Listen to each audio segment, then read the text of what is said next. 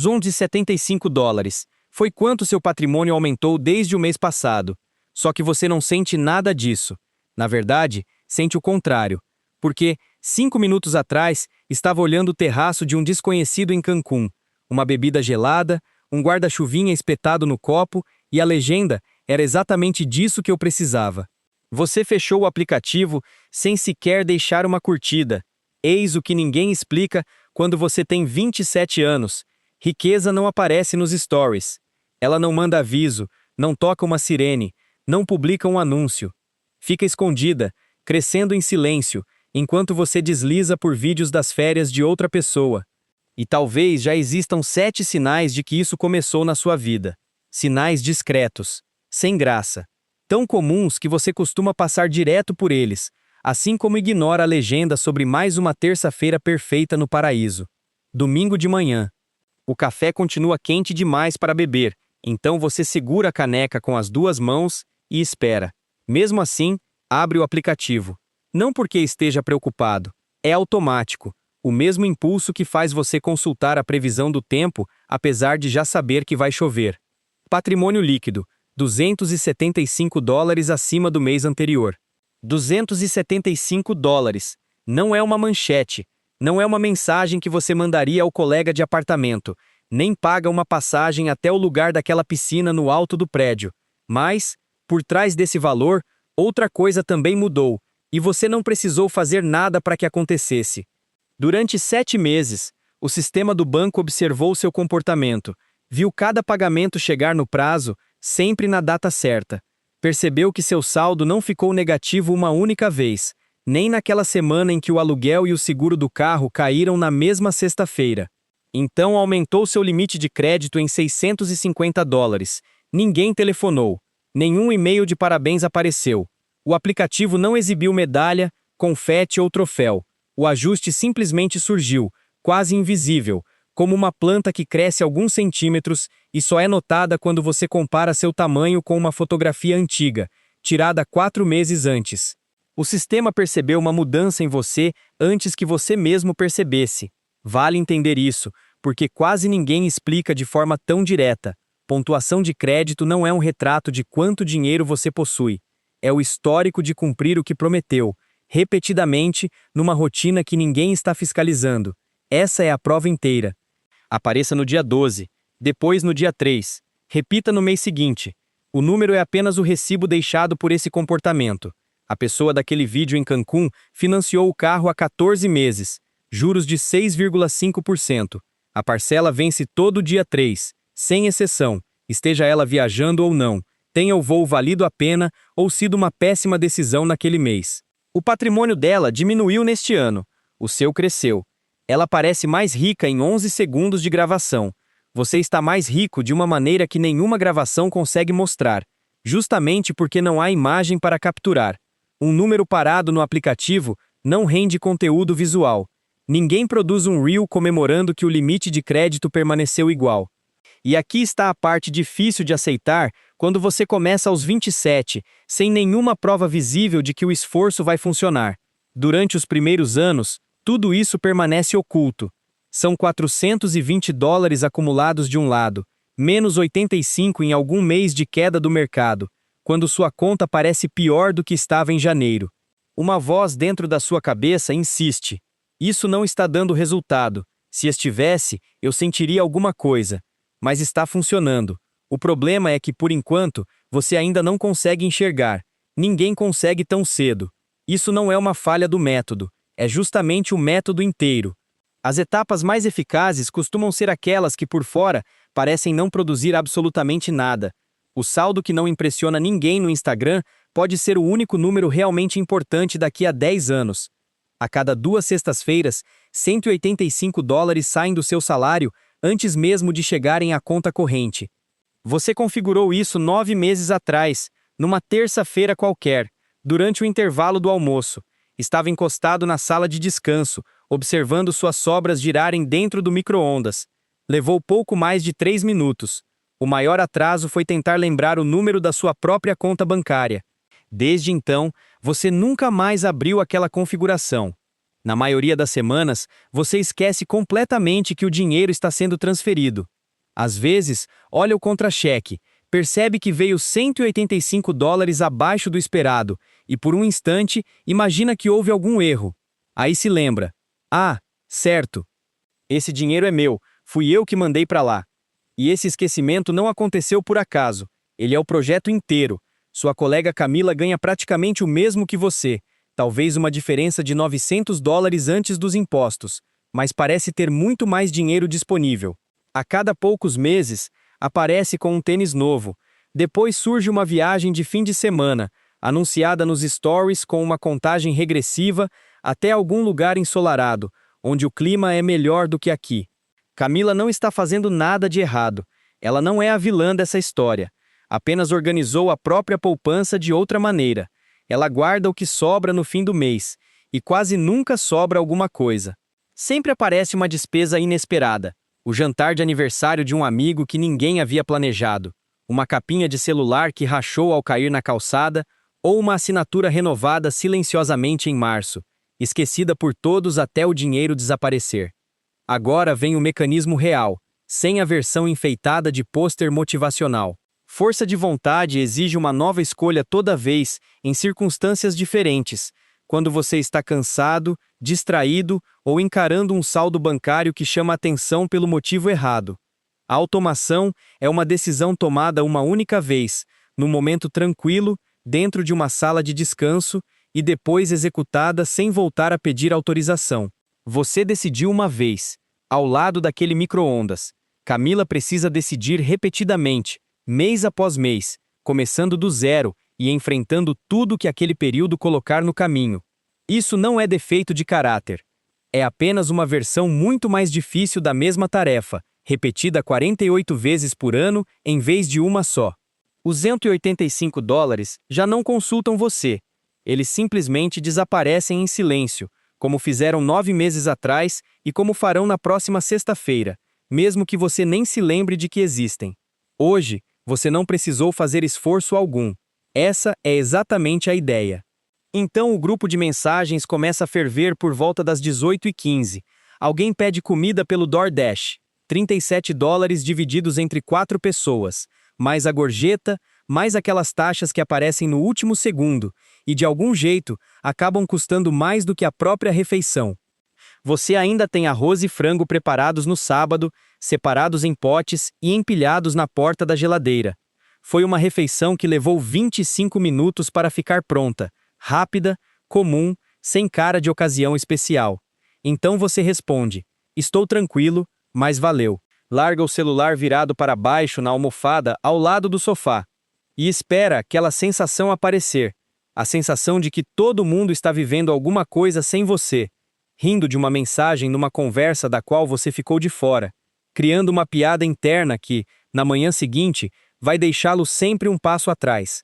Só que ela não vem. Você esquenta o frango por 1 minuto e meio. O cheiro se espalha pela cozinha exatamente como aconteceu no sábado.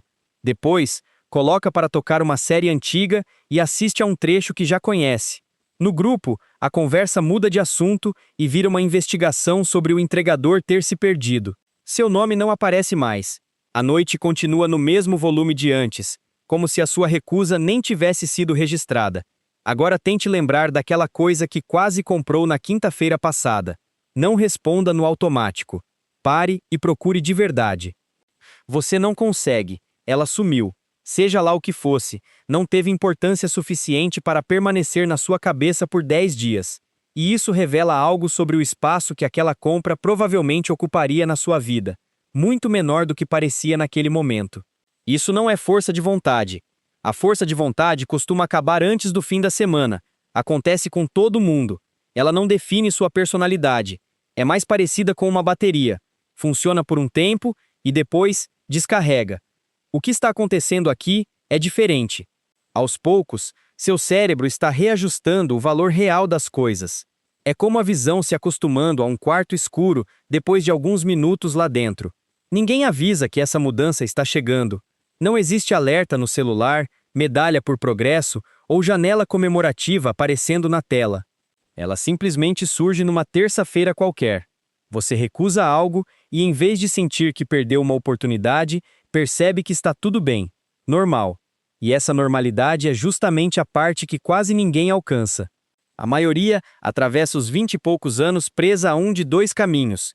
Compra o objeto e sente uma satisfação curta, ou deixa passar e passa o resto da noite irritada consigo mesma por ainda querer aquilo. Hoje, você não fez nenhuma das duas coisas. Comeu o frango, desligou as luzes e foi dormir num horário decente. Mas faça uma pausa, porque existe uma parte que os vídeos sobre dinheiro quase nunca dizem em voz alta, e é melhor falar disso diretamente do que esconder a verdade atrás de uma montagem com planilhas, cafés e escolhas perfeitas. Às vezes, isso vai ser solitário. Não necessariamente triste. Solitário. São experiências diferentes, embora seja muito mais difícil explicar a segunda. Você não está mais quebrado como aos 24, quando contava os dias até o próximo pagamento e fazia contas de cabeça no corredor do supermercado. Mas também ainda não chegou ao ponto em que todo mundo reconhece seu sucesso. Ninguém escreve uma música sobre os $18.400 que ainda faltam no financiamento estudantil. Não há vídeo de comemoração para o saldo que continua pendente. Você está no meio do caminho. E o meio quase nunca ganha uma retrospectiva, porque não parece dramático o bastante para virar história. Você já está distante demais da pessoa que dividia um pedido do DoorDash com o grupo e, ao mesmo tempo, ainda não se sente livre o bastante para agir como se dinheiro não importasse. Agora, você consegue recusar sem esforço e sem aquela fisgada imediata. Só que essa facilidade cria, em silêncio, uma distância entre você e uma conversa da qual antes fazia parte por inteiro. Você está distante demais para se reconhecer em quem já tem dinheiro de verdade. Viajar para Cancún ainda não faz parte da sua rotina, e talvez continue assim por algum tempo, sem uma data clara para essa mudança acontecer. Então você permanece, provavelmente durante anos, nessa faixa intermediária estranha que quase ninguém descreve. As pequenas vitórias não parecem grandes o suficiente para publicar, enquanto os problemas não são graves o bastante para reclamar em voz alta sem parecer ingrato. Ninguém prepara você para essa travessia. Mesmo assim, continue nela. Isso não significa que você ficou preso. É apenas a etapa silenciosa pela qual quase todo mundo que está construindo alguma coisa precisa passar, longe de plateias. Em janeiro, o aplicativo do financiamento estudantil mostrava $20.700. Era o valor sob uma barrinha de progresso que parecia congelada havia algum tempo. Agora, numa noite de sábado, 10 meses depois, a mesma tela exibe $18.400. Você fez pagamentos extras em 3 ocasiões ao longo do ano. Não mensalmente. Você não foi tão disciplinado, e sabe disso. Aconteceu quando sobrava algum espaço no contra-cheque, quando caía um bônus ou quando um trabalho freelance finalmente era pago. E nessas vezes, você não encontrou imediatamente outra coisa para fazer com aquele dinheiro. Ainda assim, não parece uma vitória. De verdade, não parece. A sensação é a de correr na direção contrária apenas para alcançar uma linha de largada que outras pessoas receberam de graça. Quem teve a faculdade custeada pelos pais, quem se formou sem nada pendurado sobre a cabeça. Mas existe uma conta que ninguém coloca diante de você de forma direta. Ela só aparece quando você decide procurá-la.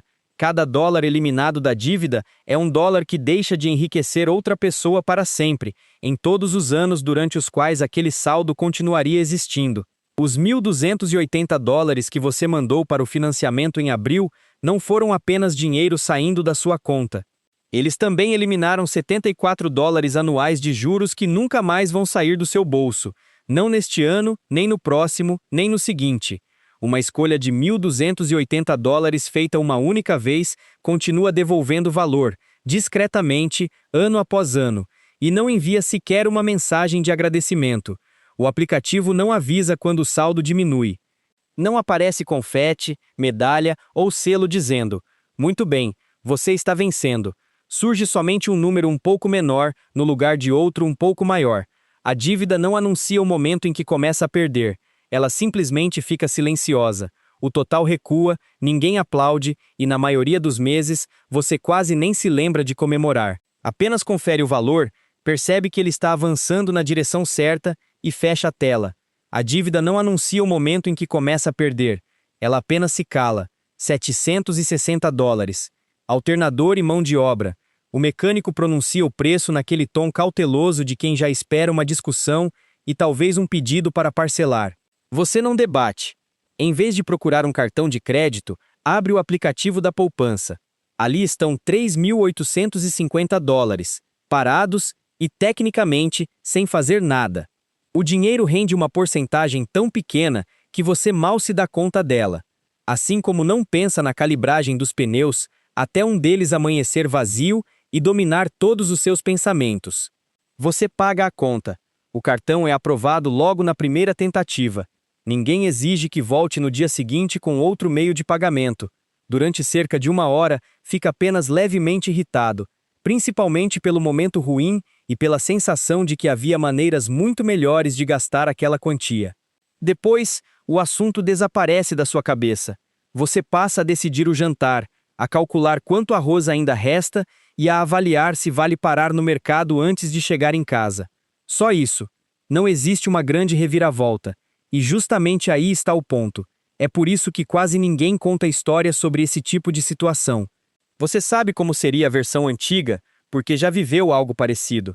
O carro precisaria do mesmo conserto, mas a despesa iria para um cartão com juros de 21%. Quase um ano depois, a dívida ainda estaria sendo paga.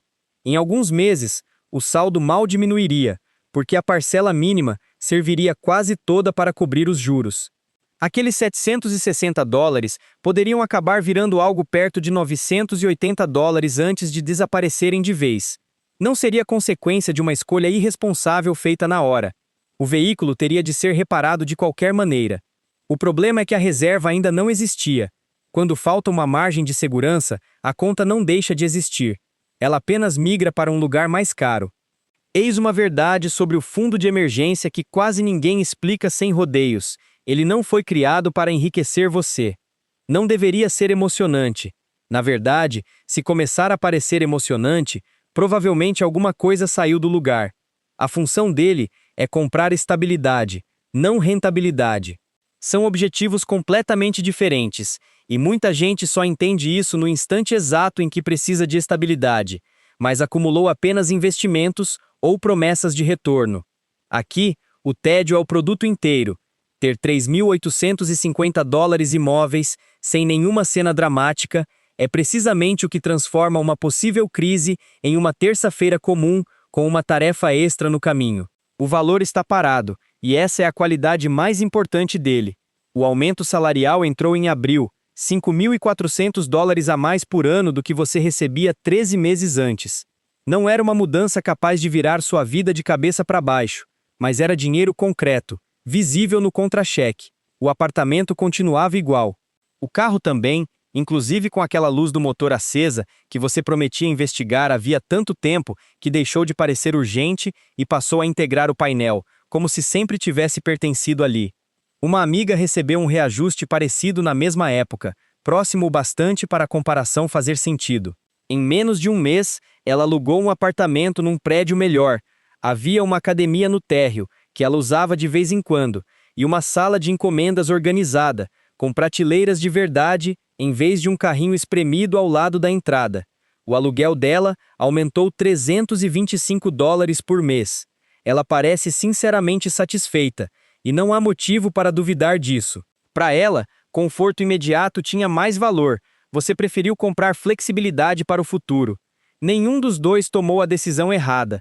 Vocês apenas trocaram coisas diferentes por 2 aumentos anuais muito parecidos de $5.400. Nenhuma dessas escolhas é universalmente certa. São apenas apostas diferentes sobre o que merece prioridade na fase específica da vida de cada pessoa. Mas existe uma ideia que vale guardar. Ela explica por que tantos aumentos parecem desaparecer sem deixar rastro. Um aumento só vira patrimônio quando as despesas crescem mais devagar que a renda.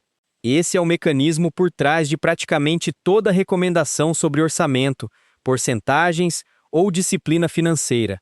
Não há matemática sofisticada nisso. O problema é que quase ninguém diz essa frase com clareza. Então o dinheiro extra acaba sendo absorvido por uma versão um pouco mais confortável da mesma rotina de viver de salário em salário. Você nem sabe apontar o momento exato em que decidiu não melhorar nada desta vez. Não foi uma escolha feita diante de uma planilha. Você simplesmente manteve o padrão anterior. Como os $5.400 adicionais não tinham um destino evidente, foram escorrendo para despesas silenciosas. Depois de 18 anos, a diferença entre o dinheiro dela usado para morar num prédio melhor e o seu crescendo em algum investimento, sem oferecer vista nenhuma, deixa de ser pequena. Na verdade, a distância se torna enorme. É praticamente a passagem de uma vida financeira inteira para outra, construída a partir do mesmo aumento inicial. Ninguém comemora o apartamento que você decidiu não trocar. Uma notificação aparece no celular numa quinta-feira à tarde, ao lado de uma mensagem da sua mãe perguntando sobre o jantar. O título informa que o mercado caiu 6% naquela semana. 3 anos antes, aquilo teria arruinado a sua noite. Você teria aberto o aplicativo 3 ou 4 vezes antes de dormir. O número vermelho continuaria parado na tela, enquanto uma tensão surgia no peito, embora você não conseguisse explicar a ninguém de onde ela vinha. Agora, você lê o aviso e vai preparar a comida. Primeiro entram as cebolas, depois o alho. A ordem de sempre. No dia 12, $135 ainda foram encaminhados para o seu fundo de índice. O processo continua igual ao de todos os meses. É a mesma transferência automática, configurada mais ou menos na época em que você programou os $185 que saem da conta antes mesmo de chegarem aos seus olhos. Você não fez nada heróico naquela noite. Pensando bem, não fez nada extraordinário. E esse é justamente o ponto mais importante da história. Você apenas não interrompeu o processo. Manter os aportes durante uma queda funciona melhor do que parece por uma razão bem concreta. Quando os preços recuam, os mesmos $135 compram mais cotas do que compravam no mês anterior. A ideia não é descobrir o fundo do mercado. Ninguém consegue fazer isso com consistência, nem mesmo quem passa a carreira inteira tentando prever esses movimentos. O que você faz é comprar na mesma data, repetidamente, sem mudar de plano por causa da manchete da semana. Com o passar dos anos, os meses caros e os meses baratos acabam se misturando, e não precisar adivinhar o momento perfeito se revela mais valioso do que qualquer tentativa de adivinhação provavelmente seria. Alguns meses atrás, você desativou os alertas do mercado. Não porque deixou de se importar com o destino do seu dinheiro. Você ainda se importa, só não precisa mais ser lembrado disso a cada oscilação. Naqueles dias em que uma manchete vermelha dominava as notícias, você conferia o saldo, e isso nunca alterava a decisão que já pretendia tomar. O plano não depende da sua vigilância para funcionar. Afinal, essa é justamente a vantagem de ter um plano. Você se deita numa noite em que o mercado despencou 6% e dorme sem dificuldade. Na cozinha, as cebolas ainda ficam no fogo por mais alguns minutos, esperando o jantar ficar pronto. Então aparece uma despesa de $195. A coparticipação de uma consulta que você quase cancelou porque não tinha certeza de que valia o custo. Antigamente, antes de autorizar o pagamento, você abriria o aplicativo do banco. Talvez fizesse uma subtração silenciosa ali mesmo, parado diante do balcão, com o cartão entre os dedos, comparando aquele gasto ao aluguel, à gasolina e a todas as contas daquela semana. Desta vez, não. Você paga. Cartão na máquina, aproximação, aprovado. Ele já está de volta à carteira antes que a impressora termine de cuspir o recibo. Você nem olhou o saldo. Não precisava. Cerca de 53% das pessoas da sua idade passam algumas noites acordadas fazendo esse mesmo tipo de conta mental. Aluguel, combustível, a coparticipação, o objeto que quebrou na semana passada, tudo se empilha no escuro, às 22h30. Você já esteve entre elas em mais noites do que gostaria de reconhecer em voz alta. Mas hoje, não. E não é porque você ficou rico. Você sabe que não ficou. Ainda verifica o preço antes de colocar algo no carrinho.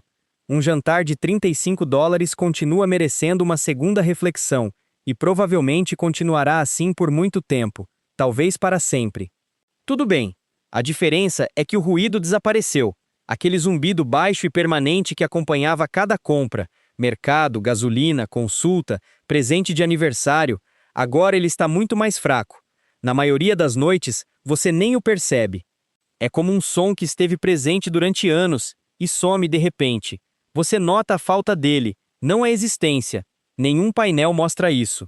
Não há aplicativo exibindo um gráfico com a legenda "Estresse eliminado", confirmado nesta noite. Mesmo assim, talvez essa seja a única conquista de toda a lista que realmente importa por baixo dos números. E você não comprou essa tranquilidade, você a construiu. Um mês sem graça depois do outro, 6 decisões discretas acumuladas antes desta. Nenhuma foi dramática o bastante para aparecer no feed de alguém. Em algum lugar, outra pessoa da sua idade abre o Instagram. O dedo para sobre um story, uma piscina, uma bebida com um pequeno guarda-chuva e a legenda "Eu precisava disso". A pessoa fecha o aplicativo sem deixar curtida. Também não abre o banco, não às 22h30, porque na cabeça dela, boas notícias nunca aparecem nesse horário. Era assim que você pensava. Ela imagina que o silêncio na conta significa que nada está acontecendo. Mas alguma coisa está acontecendo. Só não faz barulho suficiente para virar postagem. A vida que você está montando talvez não seja tendência hoje. Ainda assim, pode transformar silenciosamente todos os dias que vierem depois.